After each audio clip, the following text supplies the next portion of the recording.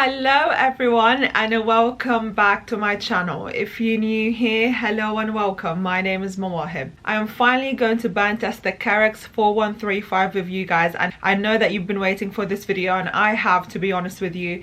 I can't wait for you guys to see the results of how the wicks are working, how my fragrance is working, my wax and all of the goodness. And again, I'd love to hear your opinion from what you see in today's video. You guys don't understand how much talking to you help when you comment and on my videos about waxes that I probably tried for the first time or the second time, and you tell me a detailed review and experience of how it worked for you. The amount of value that I get from you guys is unbelievable. So thank you so much for those of you that comment your opinion, comment your experience on every wax that I use on my channel. It's just, honestly, it's incredibly helpful, not only to me as well, to anyone that's coming onto my channel and seeing you guys' experiences and reviews on these waxes. It's just amazing. I'm just so grateful for the community that I've built on this channel. Honestly, I don't want to start getting emotional, you guys. My emotions recently are so heightened, my tears just run down.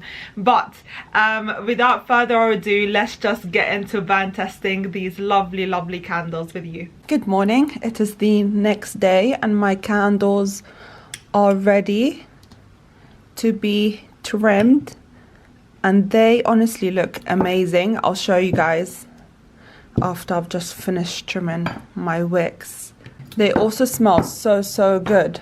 As soon as I walked into my living room, it literally smells like tonka and tobacco flowers. It smells delicious.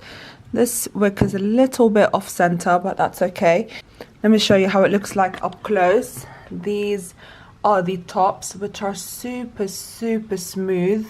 Here's for the first hour burn, burning KERAX wax 4135, 20 centiliters, and I'm going for Stabilo 10, Stabilo 12, TB8, TB10. Now for my last video using TB8 and TB10 wasn't really the greatest result, but let's hope that the KERAX really come through and the wick really do help. But we'll never know until we try. The cold throw of these candles are just honestly amazing. I think I am nailing the cold throw every time I make a candle, which is excellent.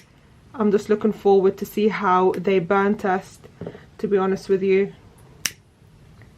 And there we go, and I'll come back in an hour. And here's for the first hour burn. So I'm burning tonka and tobacco flower, but I really want to focus on the wicks, because recently I feel I've been really mastering the cold throw and hot throw of every wax that I've tested so far with you guys on my channel. I really want to focus on getting the wicks correctly. Like for example, this is Stabilo 10 and Stabilo 12.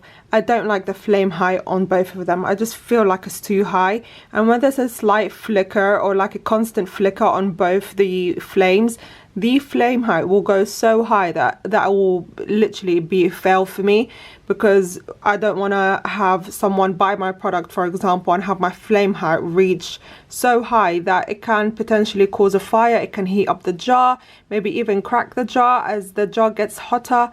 So these are the type of things that I really like to look out for when I'm burning the flame. I want to make sure that I get my flame correctly. I want to make sure that I get as minimal flickering as possible, so to minimize the flame going high when it flickers. But let's move on to the TB. They're doing a little bit better than the Stabilo. Stabilo is burning too hot for me. I definitely need to wick down. But for the TB 10, and this is the TB8, I believe. Yes, this is the TB8. I think this is burning a little bit too slow. The flame height is too low for me. Eventually, if I do have tunneling, that flame will put itself out because it just can't burn all the wax around the container.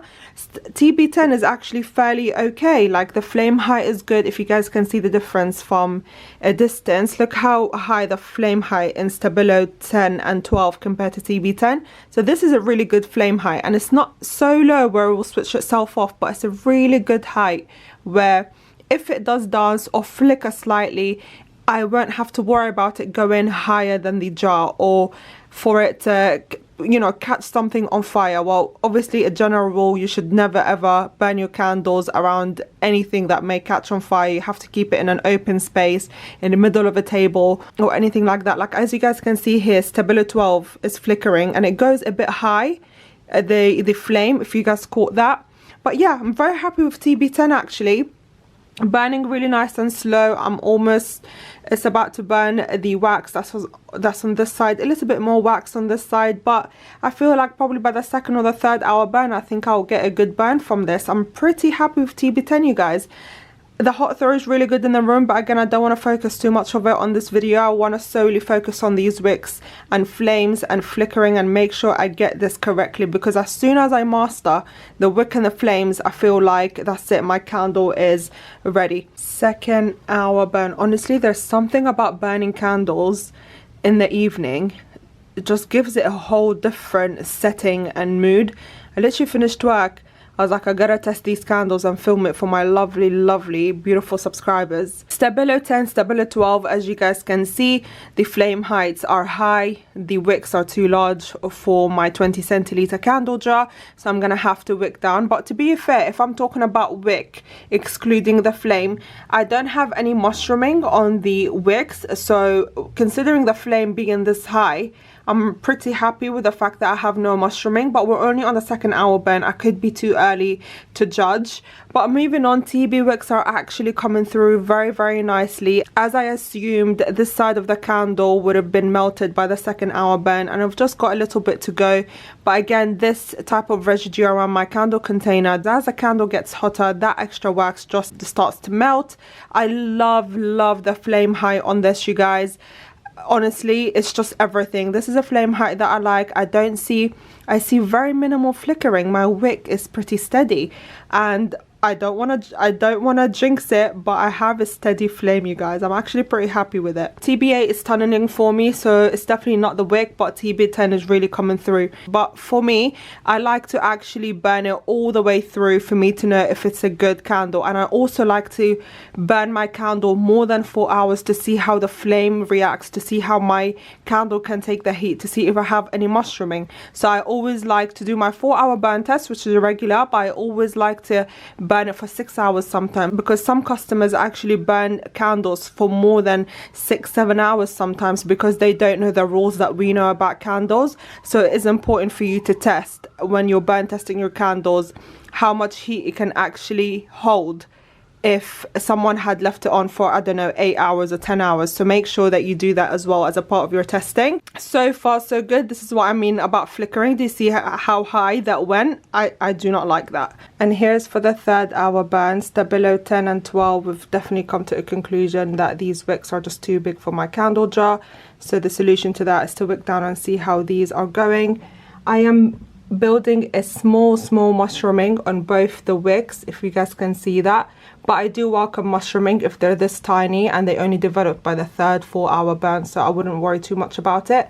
I only worry about it if the mushrooms are so big, and then I'm sure then these wicks are just not working for my jars. Moving on, TB10 and TB8. TB10 is actually doing very well. I do have as well mini mushrooming on my wicks, but again, these don't bother me because they're not big where I'm worried about my wicks. And the flame height is good. I've got a full melt ball. This side of the jar, the wax has not melted yet, but it will melt as the candle jar gets hotter. TB8, I'm not going to go through it in detail because as you guys know, it's tunneling. And this is for the last hour burn.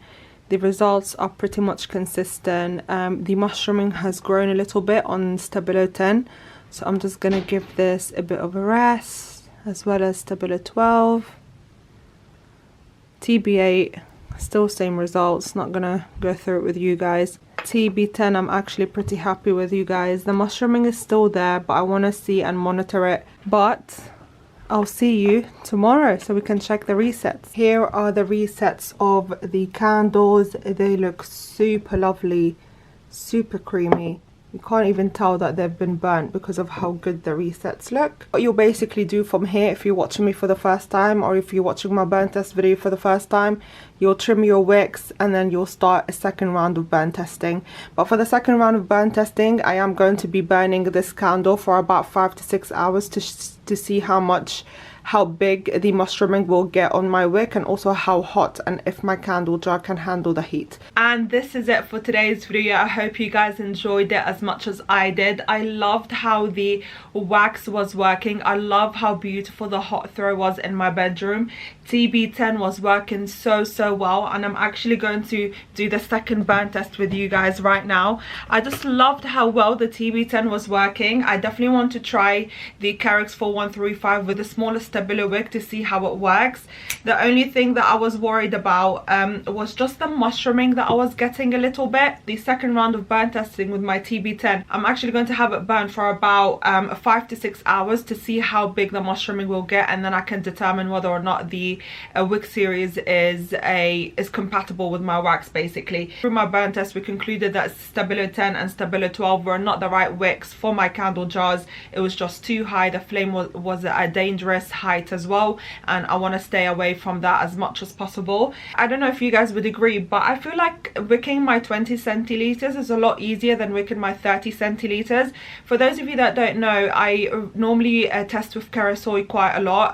It's one of the waxes that I've stuck through ever since I actually tested it out, and I find it that when I'm wicking 30 centiliters with KERAX, I feel like if I wick up, then my flame height is sky high, and I absolutely do not like that.